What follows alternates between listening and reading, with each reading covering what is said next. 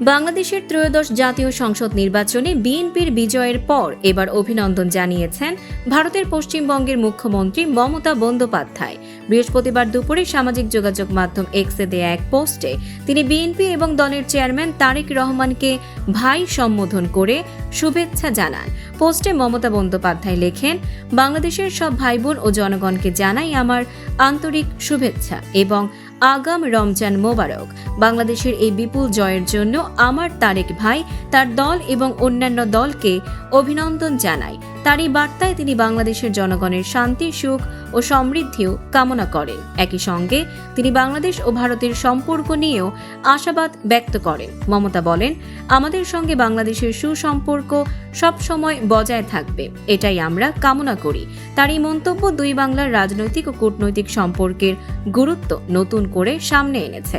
উল্লেখ্য, বৃহস্পতিবার সারা দেশে 299টি আসনে ভোট গ্রহণ অনুষ্ঠিত হয়। নির্বাচন কমিশনের বেসরকারি ফলাফলে দেখা গেছে, বিএনপি সরকার গঠনের জন্য প্রয়োজনীয় সংখ্যাগরিষ্ঠতা অর্জন করেছে। এর ফলে নতুন সরকার গঠনের প্রক্রিয়া শুরু হতে যাচ্ছে। মমতা বন্দ্যোপাধ্যায়ের এই অভিনন্দন বার্তা এখন রাজনৈতিক অঙ্গনে ব্যাপক আলোচনার জন্ম দিয়েছে। অনেকেই এটিকে বাংলাদেশ ও পশ্চিমবঙ্গের ঐতিহাসিক সম্পর্কের একটি গুরুত্বপূর্ণ বার্তা হিসেবে দেখছেন।